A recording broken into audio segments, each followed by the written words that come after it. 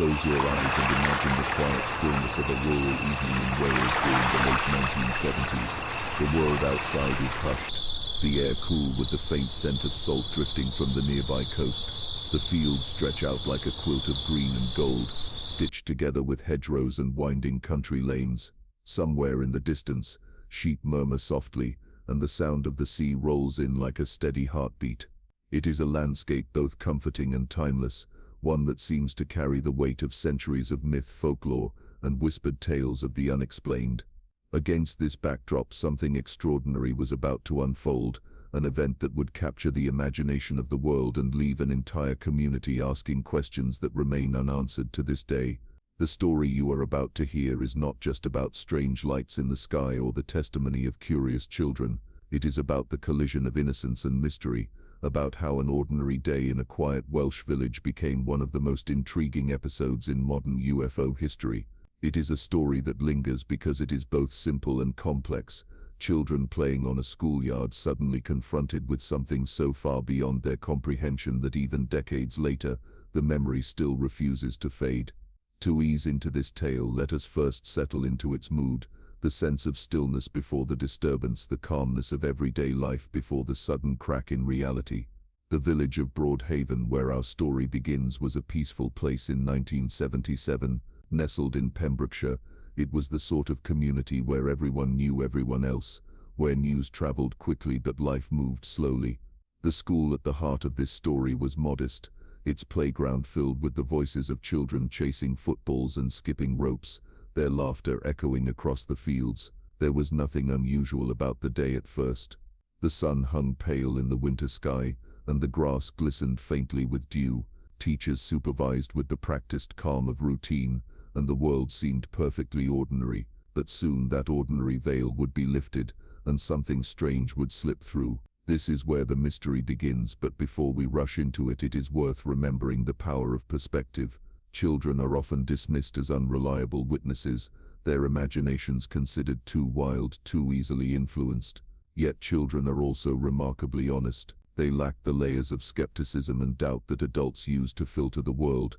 When something unusual happens, children often describe it with startling directness, without the careful hedging of adult speech. And so when more than a dozen children began to insist they had seen something astonishing, something metallic and unearthly, the adults around them found themselves caught between disbelief and unease. The first reports were quiet, whispered among the students, dismissed with laughter by the teachers, but the story spread as stories in small villages always do. Soon the children were drawing what they had seen, each sketch eerily similar to the next, a shining cigar-shaped object and sometimes even a figure beside it, tall and strange. The calm of the schoolyard had been disturbed, replaced by something that felt larger than the village, larger than the country itself. And in this way Broadhaven became a name whispered in UFO circles, spoken alongside Roswell and Rendlesham, as one of those rare places where the veil seemed to thin. The beauty of this story is that it does not demand immediate belief. You are not required to accept every detail as truth. Instead, it invites you to drift alongside the witnesses, to imagine their world as it was, and to explore the mystery with an open mind. Imagine standing there as a child yourself, the air sharp and cool, your shoes wet with grass. Suddenly your eyes catch a glimmer of something impossible.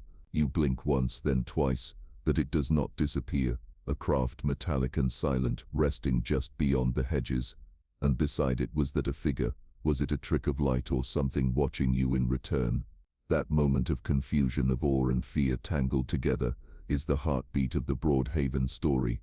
And yet this tale is not only about what was seen, it is also about what followed: the investigations, the doubts, the laughter of skeptics, and the quiet persistence of those who refused to recant. It is about how one day in a small Welsh village rippled outward into the wider world, forcing governments, journalists and researchers to take notice. Above all, it is about the enduring power of mystery, the kind that makes you pause before sleep and wonder whether the stars above hide more than they reveal. So as we begin this journey together, let yourself drift into that landscape. Feel the stillness of the countryside, the gentle rhythm of life in 1977 Wales. Hear the laughter of children as they play in the fading light, and then let the ordinary dissolve as we step slowly into the extraordinary. For what happened in Broadhaven was not just a passing curiosity, it was a moment where the familiar brushed against the unknown, leaving behind a question that has never truly been answered. This is the story of the Broadhaven School UFO sightings, a story that begins softly, in the innocence of childhood, and unfolds into a mystery that refuses to rest. Tonight, as you listen, let the edges of the known blur gently into the unknown, and allow yourself to wander into the calm, unsettling beauty of the unexplained. Before we step fully into the events at Broadhaven, it helps to slow down and look at the world that these children and their families inhabited. Picture Wales in the late 1970s, a place where ancient hills rolled gently to meet the coastline, where the quiet cadence of village life carried echoes of centuries past. Life moved at a pace that modern cities might struggle to recognize. Roads were narrow, lined with stone walls and hedgerows, and the sea could be heard murmuring softly in the distance. In the villages, everyone knew one another, and communities clung tightly to routines, local traditions, and stories passed down through generations. Yet, while the land itself felt timeless, the era was one of rapid change and fascination with the skies above. Across the globe, people were watching space differently. Just a few years earlier, the Apollo missions had taken humanity's first steps onto the moon. Television brought images of astronauts walking in low gravity into living rooms, and children across the world marveled at the possibilities beyond Earth. With space exploration capturing imaginations, the idea of visitors from another world no longer seemed purely fantastical.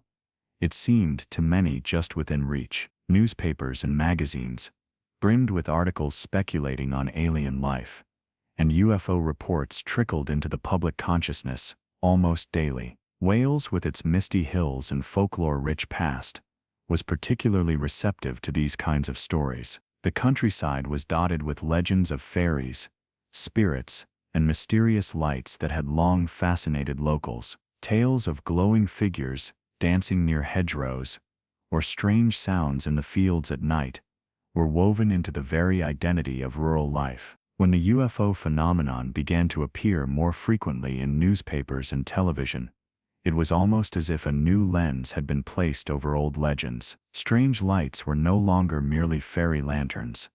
They were potentially extraterrestrial craft. In small villages like Broadhaven, folklore and modern UFO fascination combined seamlessly, creating a fertile ground for mystery to flourish. At the same time, the global atmosphere fed into a collective sense of curiosity and tension. The Cold War loomed over the late 1970s, with stories of secret military experiments, aircraft sightings, and unexplainable radar readings circulating widely. People had learned to be alert to anomalies in the skies, and communities, especially rural ones, became both fascinated and slightly wary of what might be overhead. Researchers and historians later noted that UFO sightings often spiked during times of social or political tension, suggesting that the human mind may interpret uncertainty in the natural world as signs of the extraordinary. Broadhaven was no exception.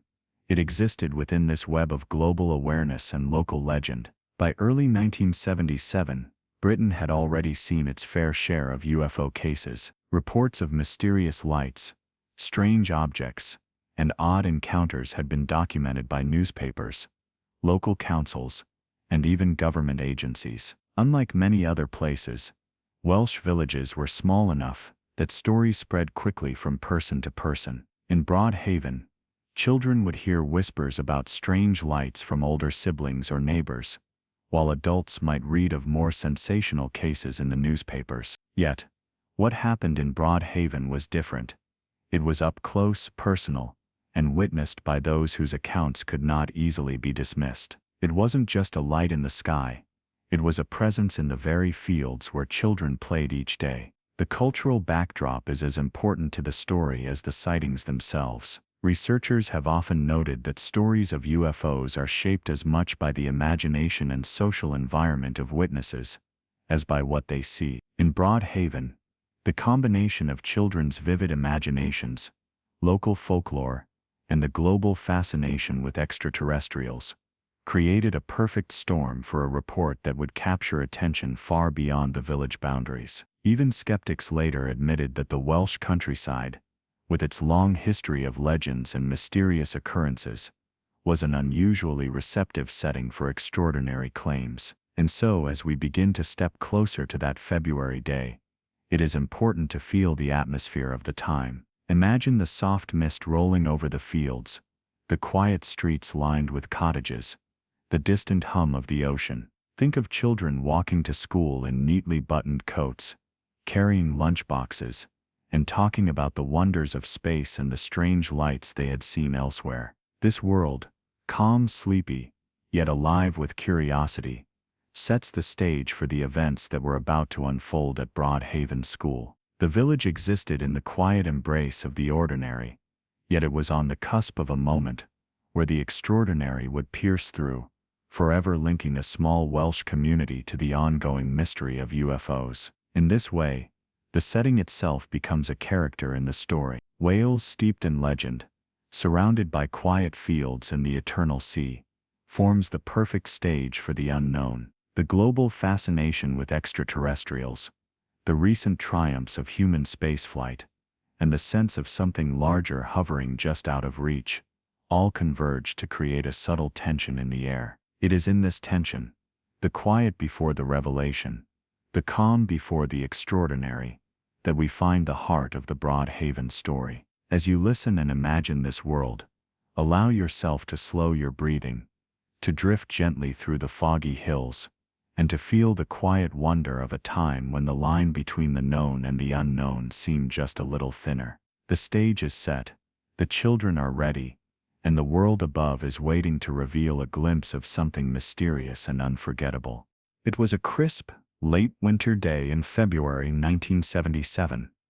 The kind of day when the air is sharp yet comforting, and the clouds hang low, soft and gray, over the Welsh countryside. The schoolyard at Broadhaven Primary was alive with the gentle chaos of children playing. The rhythmic thump of footballs echoed across the fields, mixed with laughter and shouts, as classmates chased one another across the damp grass. Teachers stood at the edges, observing with the practiced patience of those accustomed to the small dramas of childhood. Everything seemed ordinary as a February afternoon could be in a small village, but sometimes the ordinary is only the calm before the extraordinary. Among the children playing that afternoon, there were whispers, the kind that travel fast in a small schoolyard. Some of the students had noticed a strange glimmer near the hedgerow that bordered the field. At first it was easy to dismiss, a trick of the sun reflecting on a tin roof in the distance, perhaps, or a bird catching the light as it glided overhead.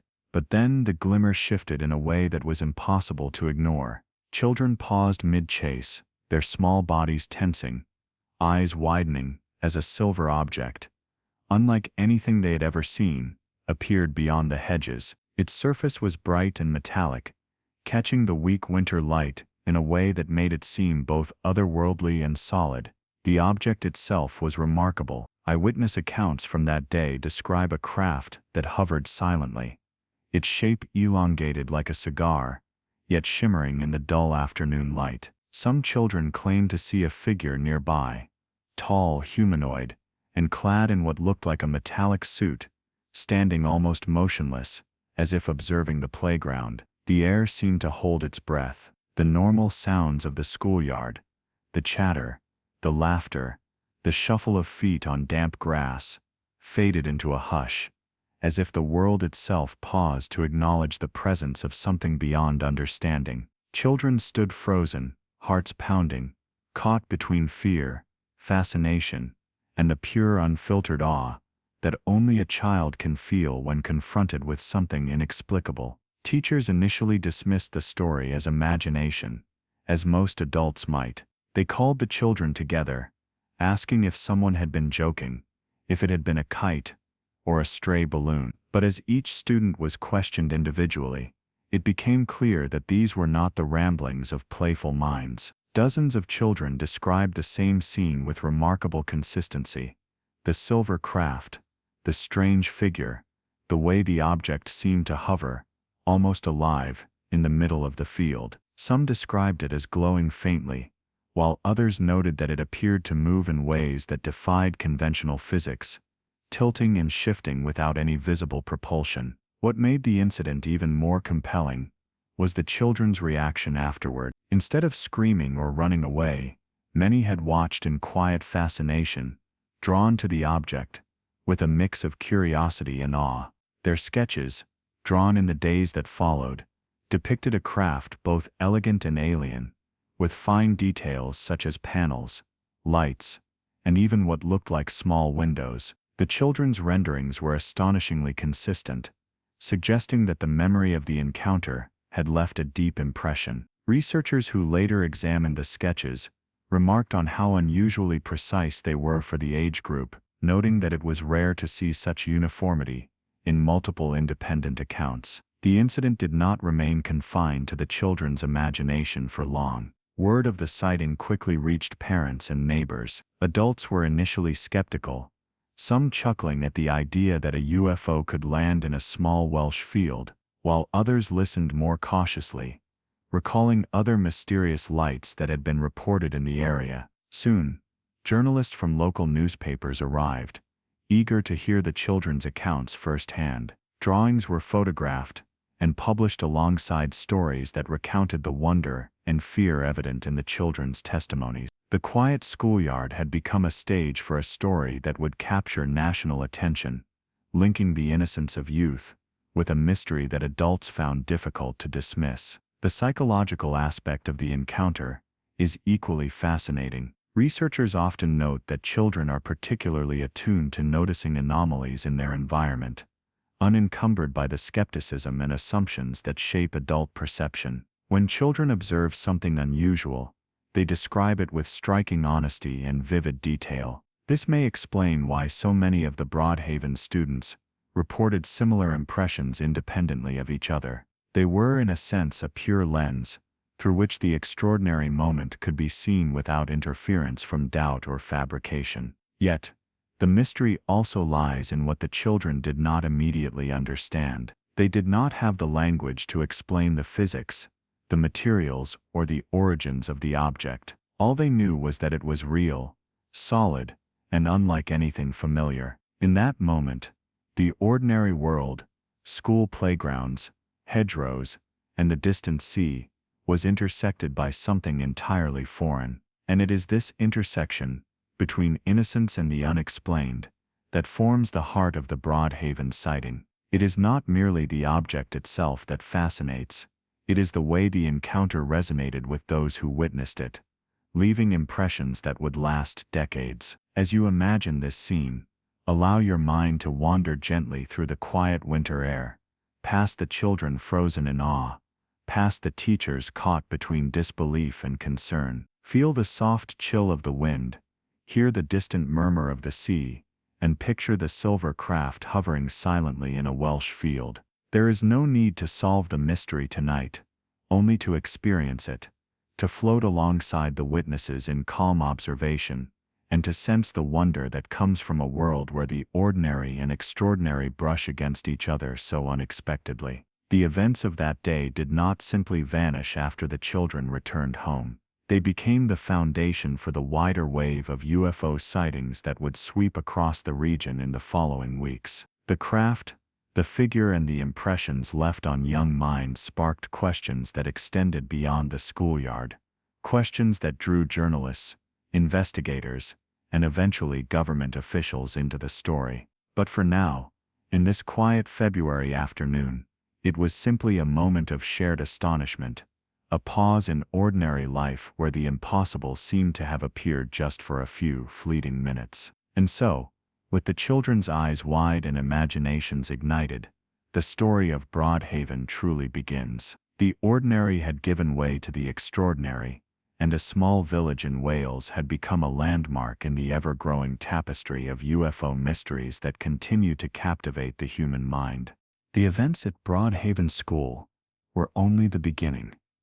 In the days and weeks that followed, the quiet Welsh countryside seemed to hold its breath, as if anticipating further glimpses of the unknown.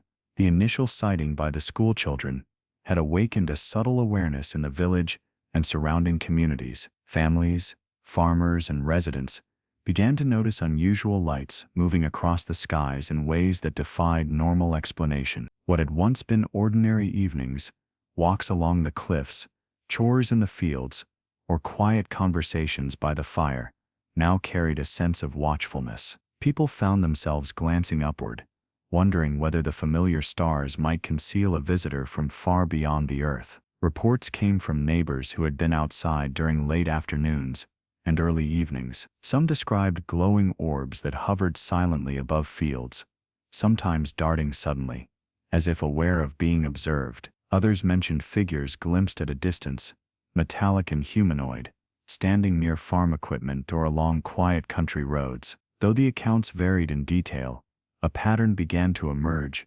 Strange lights and objects were appearing near open fields, often in areas accessible to children and families. The phenomenon was not confined to Broadhaven itself.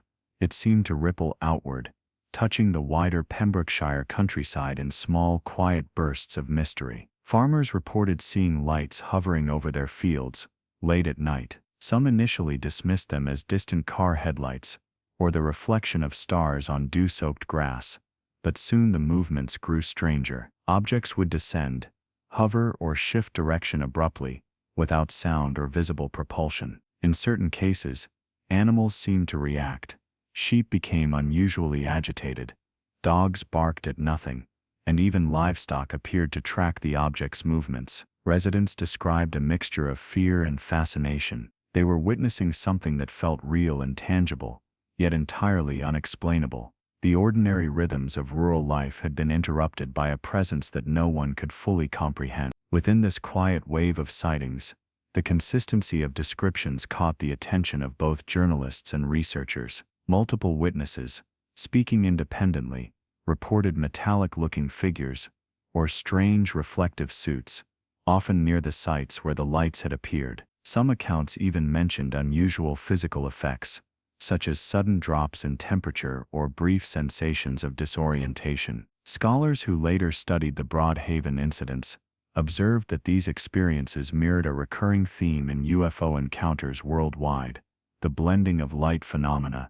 humanoid forms, and subtle environmental disturbances. Such patterns suggested that the events were not merely anecdotal or coincidental, but part of a larger tapestry of unexplained phenomena. As the stories multiplied, the village itself seemed to take on a different character. People walked with heightened awareness, scanning the skies for movement. Local gatherings and conversations were often dominated by discussions of what had been seen, shared, and speculated upon. Parents recounted the children's original accounts alongside their own experiences, and neighbors compared sightings from different nights. The atmosphere was one of quiet tension, mixed with fascination and wonder, as if the entire community had been drawn into a shared experience beyond the ordinary. Psychologists and researchers later noted that small communities like Broadhaven are particularly susceptible to what they termed collective attentional focus. When a significant event occurs,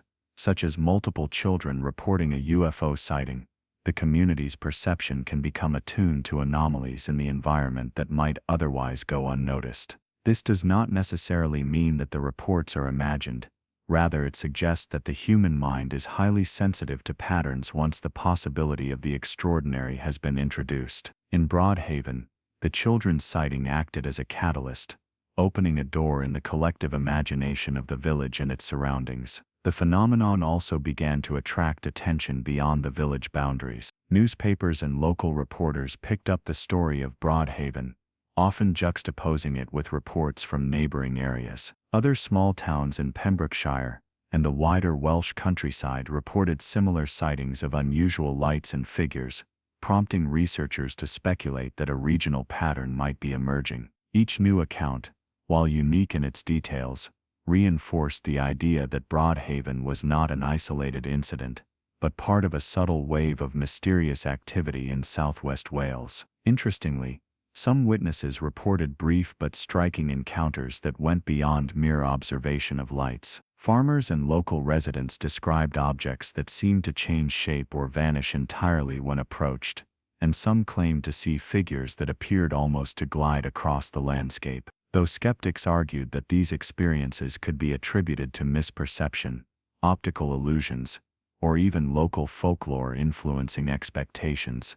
The sheer number of independent reports made it difficult to dismiss the events entirely. Researchers who examined the pattern of sightings later suggested that these encounters, whether explained or not, held undeniable cultural and psychological significance, capturing the human need to explore and understand the unknown. This wave of encounters did more than simply frighten or intrigue the residents of Broadhaven. It created a quiet sense of wonder, a subtle shift in perception, reminding everyone that beneath the familiar surface of everyday life, the unknown might be quietly at work. People began to talk about the skies in a new way, to imagine that the world might be larger and stranger than they had thought. The calm countryside, previously a backdrop for ordinary routines, now seemed infused with potential, where every shadow, every glimmer, every distant light could hint at something extraordinary. And so the stage was set for the story to widen,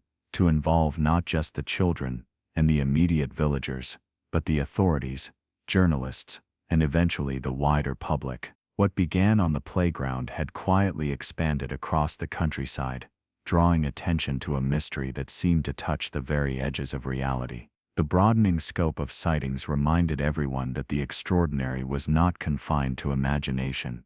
It had begun to infiltrate daily life, in a way both subtle and undeniable. As you imagine this calm yet enigmatic world, allow your mind to drift through the hills and fields of Pembrokeshire, past the grazing sheep, past the winding hedgerows, and into the evenings where strange lights shimmered silently in the distance. Feel the quiet tension, the mixture of fear and fascination, and the sense that something larger than understanding is moving just beyond the horizon. In these gentle moments, the story of Broadhaven extends beyond a single playground and enters the quiet, mysterious fabric of the Welsh countryside, inviting us to watch, wonder, and perhaps, slowly, drift into the unknown. As the reports of strange lights and mysterious figures spread across Broadhaven and the surrounding countryside, it was inevitable that attention would reach beyond the village. While residents whispered and debated, the authorities began to take note. The British Ministry of Defence, responsible for monitoring potential threats to national security, had a long history of investigating unusual aerial phenomena. In cases such as Broadhaven, even if the primary concern was not military, the possibility of an unknown aircraft, or something entirely different, demanded official inquiry. The response, however, was measured, calm, and deliberately understated. Investigators first sought to verify the eyewitness accounts. They interviewed children individually, carefully documenting their descriptions and comparing sketches they had drawn in the days following the sighting. These sketches were strikingly consistent, with multiple children depicting a shiny cigar-shaped craft, and in some cases humanoid figures standing nearby. Researchers noted the unusual precision of these drawings for such young witnesses, emphasizing that the consistency suggested genuine observation rather than a shared fabrication. Adults were interviewed as well, providing secondary confirmation of unusual lights and figures in the area. The Ministry of Defence itself maintained a cautious tone. Official documents, later released under the UK's Freedom of Information Act, revealed that the authorities were intrigued, but also careful not to sensationalize the events. Investigators noted that while the sightings did not appear to pose any threat to national security, they warranted documentation and attention. Internal memos often described the case as of interest, but concluded that no concrete evidence existed to support any definitive explanation. These assessments reflected a balance between acknowledging unusual reports and maintaining a rational bureaucratic perspective. The investigation extended to local law enforcement and other government bodies. Police officers visited the school and surrounding areas, interviewing staff and villagers, and seeking any physical evidence that might corroborate the sightings. In most cases, nothing tangible was found: no landing marks, no debris, and no traces of the supposed humanoid figures. Yet even in the absence of physical proof, the consistency of eyewitness testimony was enough to sustain interest. Officials were forced to confront the fact that, whether explained or not, something had clearly captured the attention and imagination of multiple independent witnesses. One of the most intriguing aspects of the government response was its balance of skepticism and open-mindedness. Investigators acknowledged that natural or man-made explanations, such as aircraft, experimental vehicles, or misidentified celestial phenomena, could account for some reports. At the same time, the sheer number of consistent accounts could not be dismissed lightly. Officials were caught between two imperatives: to prevent public panic and to ensure that any genuine unidentified phenomena were properly recorded. This duality created a careful, almost clinical tone in the official reports, one that sought to remain objective while documenting the extraordinary claims with diligence. Historians and UFO researchers have since noted that the Broadhaven case exemplifies the approach taken by British authorities during this period. Rather than sensationalize or immediately debunk reports, the government aimed to gather evidence, interview witnesses, and maintain records for future analysis. This methodical approach may have prevented immediate panic or ridicule, but it also contributed to the enduring mystery. Decades later, researchers poring over these files remarked on how meticulous and consistent the documentation was, highlighting the seriousness with which even relatively small incidents were treated. The ministry's investigation also intersected with media interest. As journalists sought access to official statements, the authorities carefully navigated press inquiries, releasing information in measured doses that confirmed interviews and sightings without drawing sensational conclusions. Local newspapers published sketches and witness accounts alongside these official statements, creating a delicate balance between reporting the extraordinary and preserving the credibility of the investigation. For villagers, this official attention was both validating and intimidating, proof that their experiences had been noticed, yet reminders that adult skepticism and bureaucracy could never fully bridge the gap between the extraordinary and the ordinary. Beyond the village, the case entered the larger network of UFO research in the UK. Organizations such as the Flying Saucer Bureau, the British UFO Research Association, and private investigators collected reports, cross-referenced them with other sightings, and sought patterns that might explain the phenomena. Some researchers suggested links to other mysterious events occurring in Wales and elsewhere in the UK during the same period. These connections were never fully confirmed, but they highlighted the seriousness with which both authorities and amateur researchers approached cases like Broadhaven. The incident was not simply a local curiosity,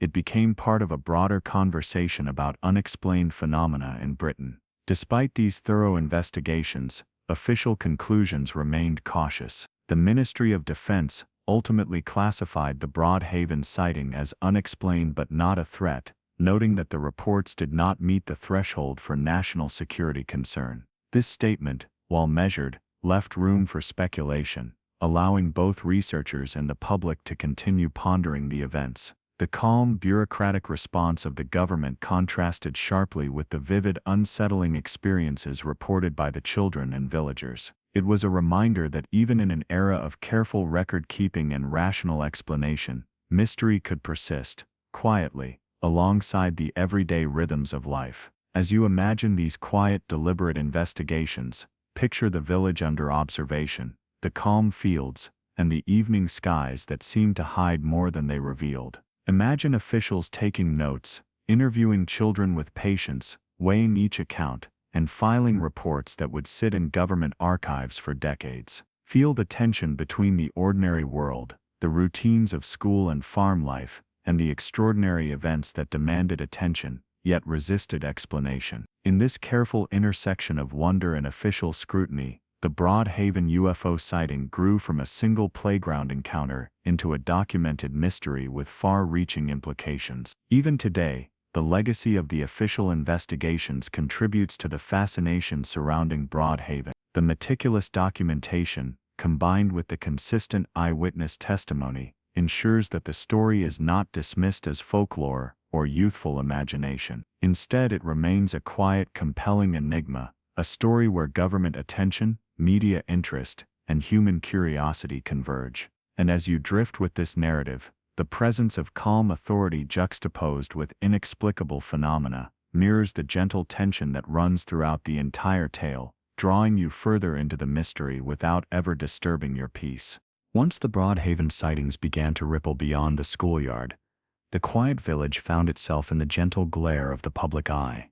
The media arrived not with sirens or chaos, but with a quiet, persistent curiosity, seeking to understand a story that seemed both ordinary and extraordinary.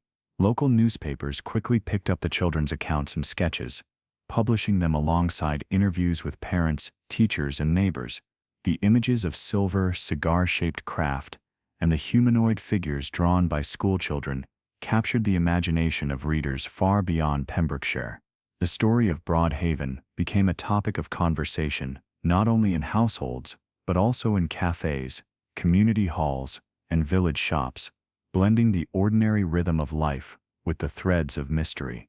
The newspapers presented the story with cautious fascination.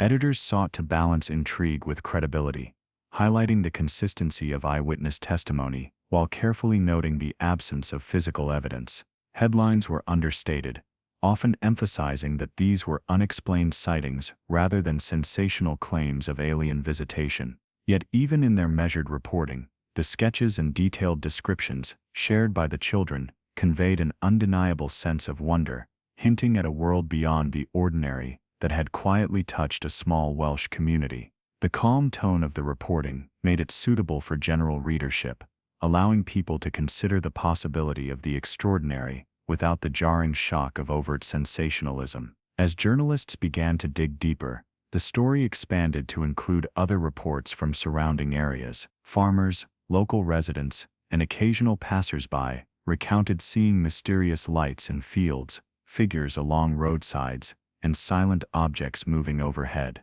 Newspapers printed these accounts alongside the children's original sketches, creating a tapestry of mystery that slowly wove itself into the cultural consciousness of Wales. For many readers, the story was both unsettling and captivating, a reminder that even in the familiar countryside, life could hold moments of wonder and the inexplicable. The impact of the media coverage was multifaceted.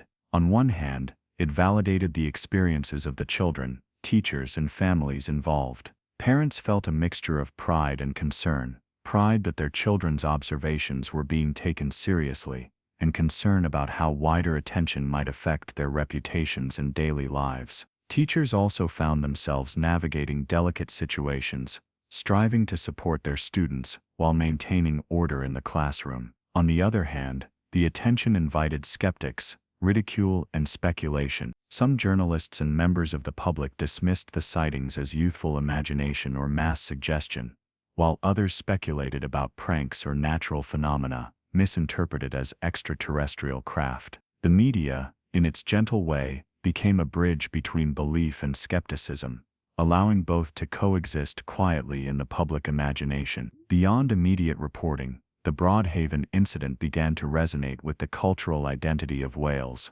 Historians note that the country has a long tradition of folklore filled with mysterious lights, spirits, and otherworldly visitors. Tales of fairies, elf fires, and strange apparitions in remote fields were woven into local heritage, passed down through generations. When news of the UFO sightings emerged, it felt to some as though modern reports were echoing age-old legends. Children's drawings of humanoid figures in metallic suits could easily be likened to the spirits and fairies of Welsh myth, while the mysterious craft mirrored descriptions of glowing lights that had appeared in the countryside for centuries. This blending of modern UFO phenomena with traditional folklore added a layer of depth to the story, reinforcing the sense that the unknown was not new.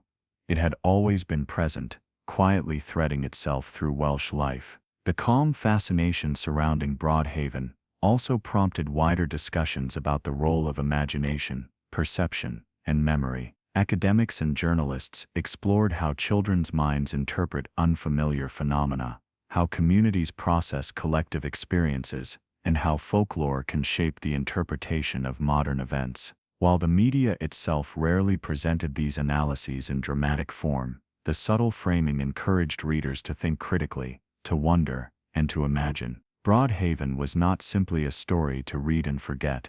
It became a quiet prompt to consider the boundaries of perception and the nature of reality. Documentaries and follow-up articles over the years often returned to Broadhaven as a case study in careful observation and social response to unexplained events. The children's drawings, archived photographs, and recorded interviews became reference points for journalists and researchers, exploring the phenomenon of mass sightings. While the incident initially seemed like a local curiosity, the meticulous documentation and consistent eyewitness testimony ensured that Broadhaven earned a place in the broader cultural narrative of UFO encounters. The village's quiet fields and coastal cliffs had transformed, through media coverage, into symbols of wonder and the unexplained. Even in the gentle hush of the present day, the media's role in shaping public perception is apparent. Readers and viewers are drawn not only to the mystery itself, but also to the stories of those who experienced it firsthand.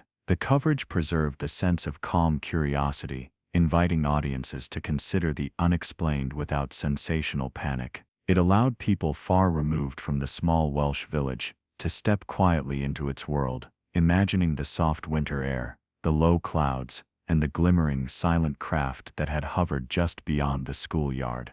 And so, through careful reporting, measured storytelling, and a subtle blend of validation and wonder, the Broadhaven UFO sightings moved beyond the village, quietly entering Welsh cultural consciousness and the wider landscape of UFO lore. The story became more than an isolated event. It became a gentle, persistent invitation to explore the unknown, to imagine what might lie beyond the familiar, and to recognize that even in the calmest corners of life, extraordinary moments can quietly unfold. As the Broadhaven sightings gained attention from the media and the public, they inevitably attracted the scrutiny of skeptics and experts who sought to find rational explanations for the unusual events. Psychologists, researchers, and scientists approached the story with measured curiosity, examining not only the reports themselves, but also the environmental, social, and cognitive factors that might influence perception. Their presence added a layer of intellectual rigor to the unfolding mystery, reminding observers that human interpretation plays a central role in understanding extraordinary phenomena. Skeptics first focused on the possibility of misperception.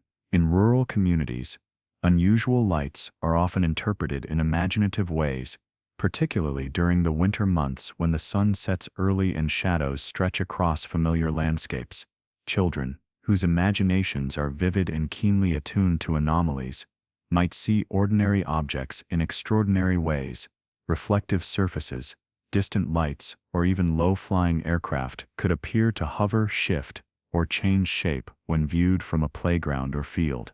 Skeptics suggested that such factors might explain at least some of the reported sightings, emphasizing the importance of careful, objective observation before attributing events to extraterrestrial origins. However, psychologists studying the Broadhaven case noted that the consistency of multiple independent eyewitness accounts made a purely skeptical explanation less convincing. More than a dozen children reported seeing similar objects, and their sketches aligned remarkably well in terms of shape, size, and even subtle details. Researchers pointed out that mass suggestion, a phenomenon in which one person's report influences others, could have been at play.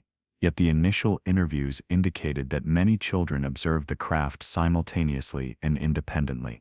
The clarity and uniformity of their testimony suggested a genuine shared perception, though its interpretation remained open to debate. Some experts explored the potential role of psychological projection and expectation. Children, influenced by media, books, or even folklore, may interpret ambiguous stimuli through the lens of stories they know. In 1977, the imagery of flying saucers, extraterrestrial figures, and metallic spacecraft was already present in popular culture, including television programs and newspaper illustrations. Psychologists suggested that these pre-existing mental frameworks might shape how children interpreted unusual lights or shapes in their environment.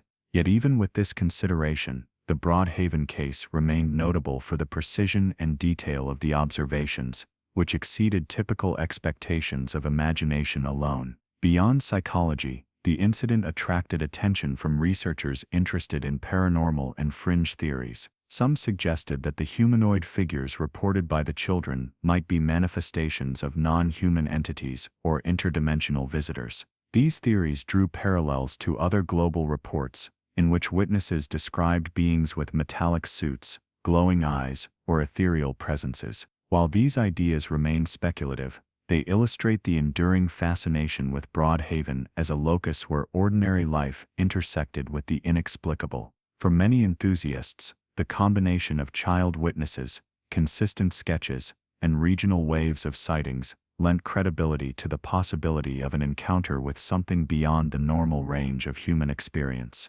Local folklore also played a subtle yet important role in shaping interpretation. Wales has a rich tradition of stories involving spirits, fairies, and mysterious lights that appear in fields or along roadsides. Historians and folklorists noted that the descriptions of small humanoid figures or glowing lights could easily resonate with these older narratives. Some theorists suggested that the Broadhaven events represented a modern iteration of these age-old legends, a cultural echo that combined folklore with contemporary anxieties and the imagination of children. In this way, the psychological and paranormal frameworks were not mutually exclusive, but rather layered, creating a complex tapestry of perception, memory, and cultural meaning. Government documents and investigative reports further complicated the narrative. While authorities acknowledged the unusual nature of the sightings, they remained cautious in their conclusions.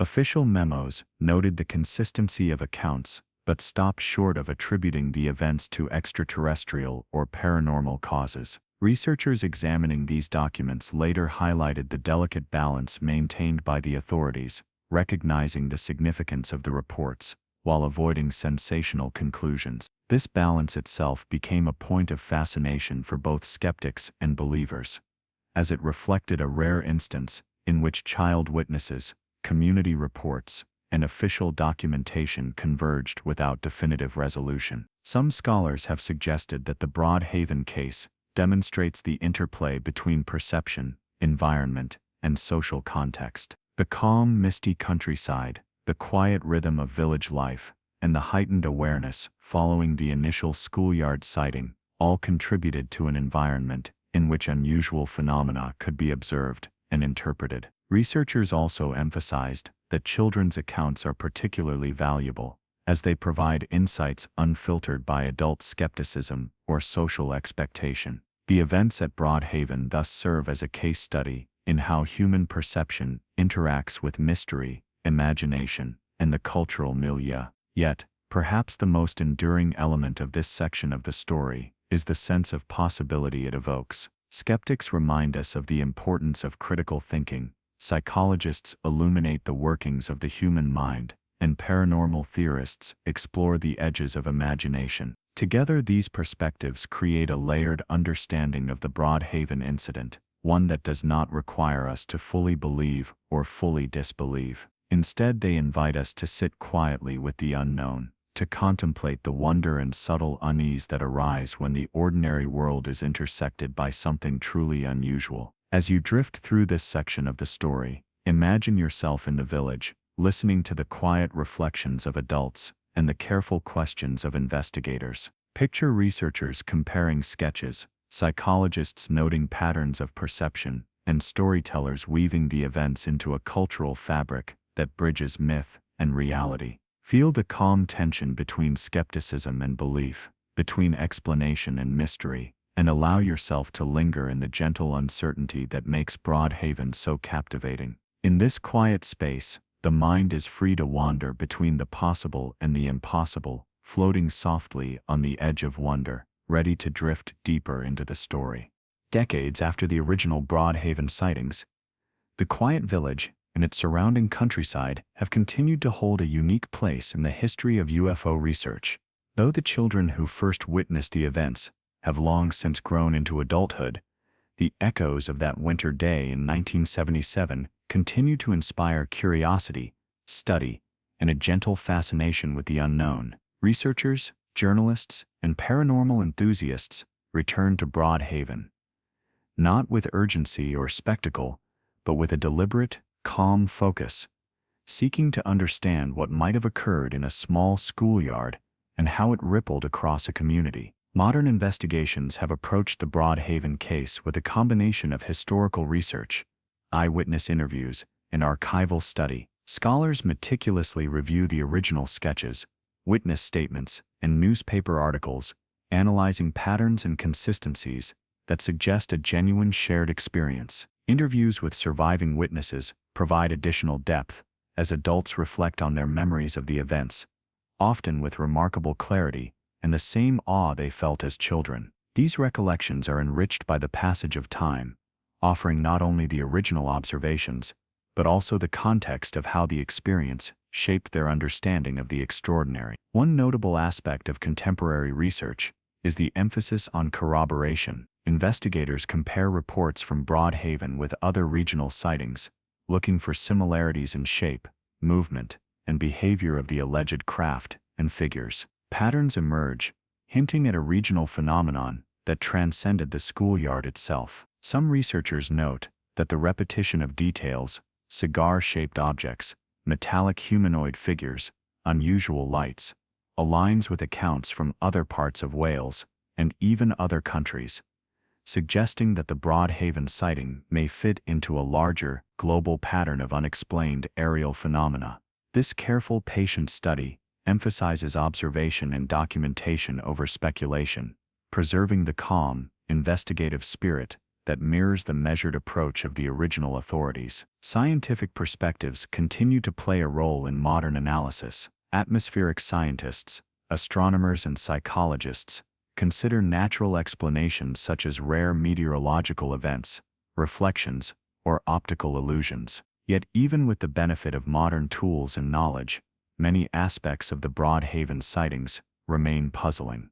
The precision of the children's accounts, the consistency across multiple witnesses, and the waves of subsequent sightings in the area create a compelling case that defies simple categorization. Researchers emphasize that the value of Broadhaven is not only in confirming or debunking the events, but in exploring how communities perceive, interpret, and remember extraordinary experiences. The legacy of Broadhaven also extends into cultural and academic studies. Documentaries, podcasts, and books have revisited the village, carefully reconstructing the events of 1977 for new audiences. These explorations often emphasize the interplay between folklore, psychology, and modern fascination with extraterrestrial life. In doing so, they present the story not as sensationalized entertainment, but as a nuanced, thought-provoking case that illustrates the intersection of perception, culture, and mystery.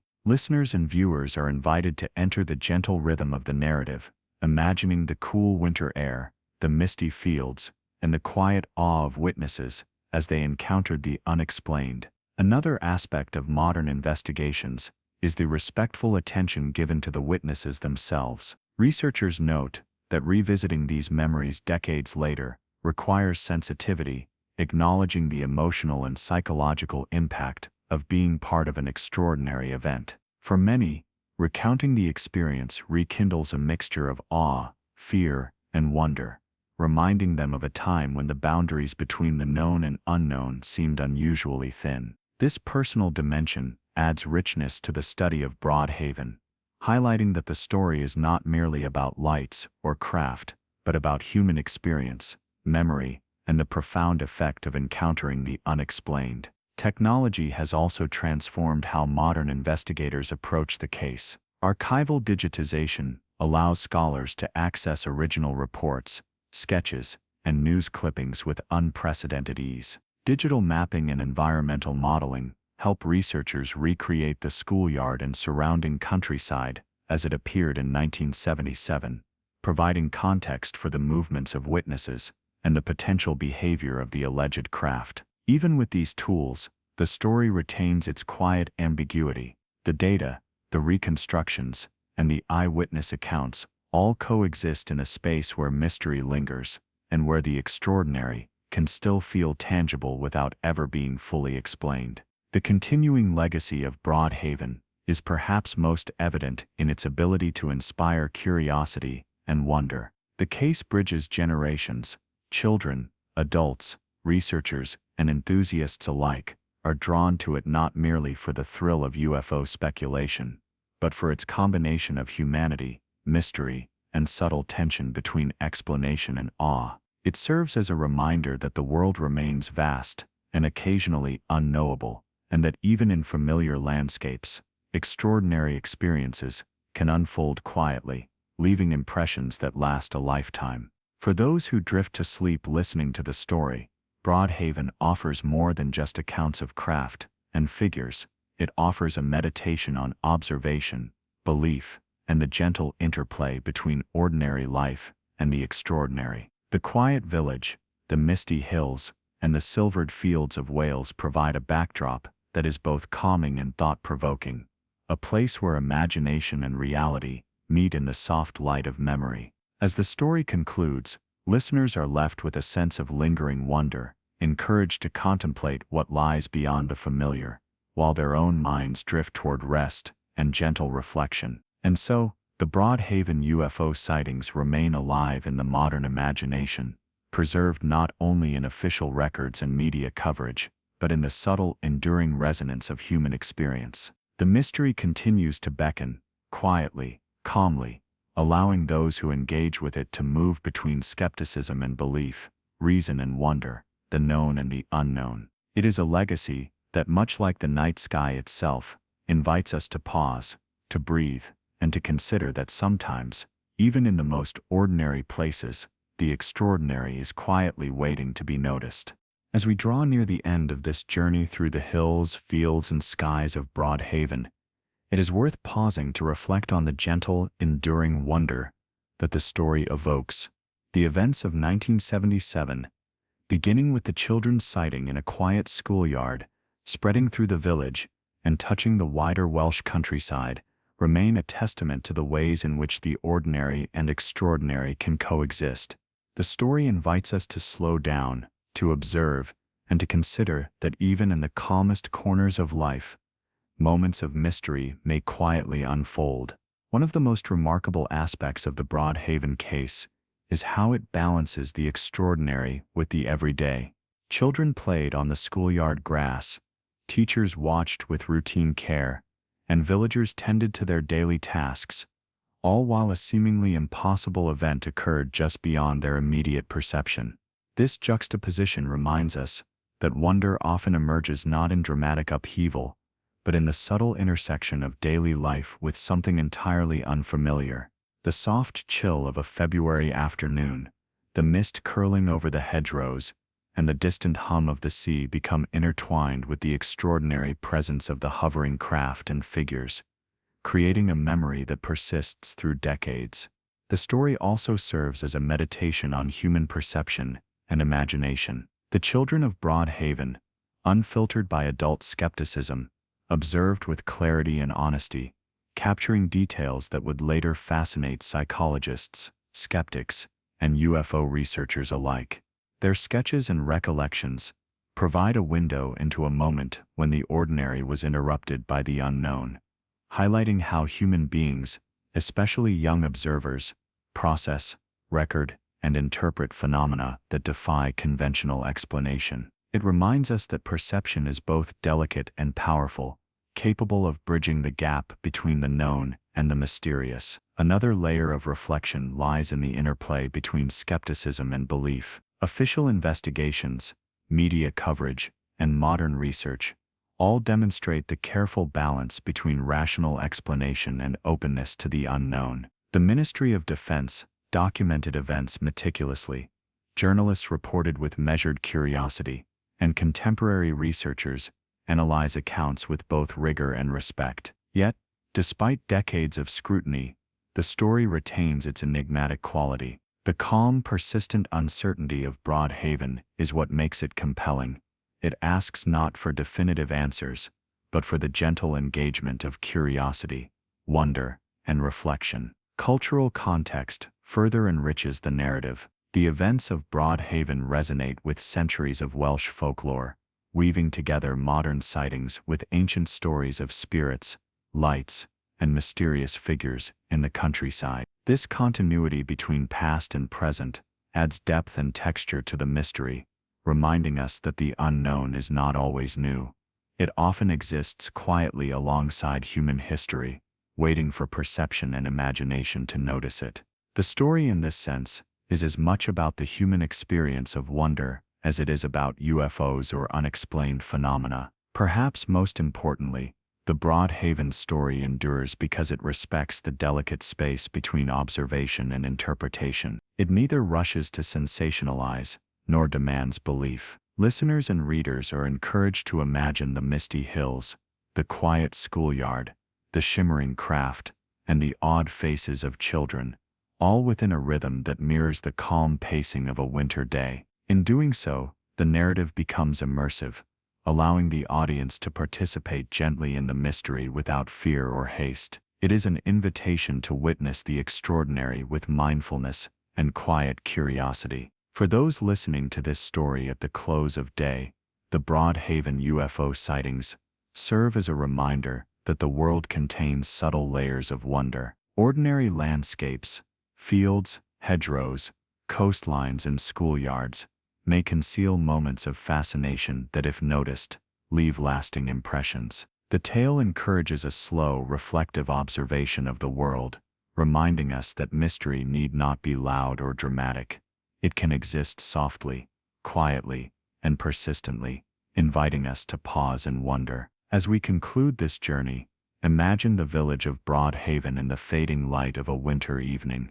The children have gone home, the teachers have returned to their routines, and the village settles into a gentle hush. Above, the sky stretches quietly, stars beginning to appear, distant and serene. And somewhere in the misty fields, we allow ourselves to imagine the possibility that a glimpse of something extraordinary may still linger, subtle, gentle, and unseen, waiting to be noticed by those who choose to look with wonder. The legacy of Broadhaven is not simply a record of lights or figures. It is a meditation on perception, culture, memory, and the gentle, enduring curiosity that binds them together. In this story, the extraordinary does not overwhelm. It coexists with the ordinary, inviting us to breathe, reflect, and drift into calm contemplation. It is the quiet tension between reality and mystery, the soft intersection of known and unknown, that leaves the most lasting impression, carrying us gently toward rest and reflection. And so, as we leave the fields, the schoolyard, and the skies of Broadhaven, we carry with us a sense of quiet awe. The story does not demand explanation.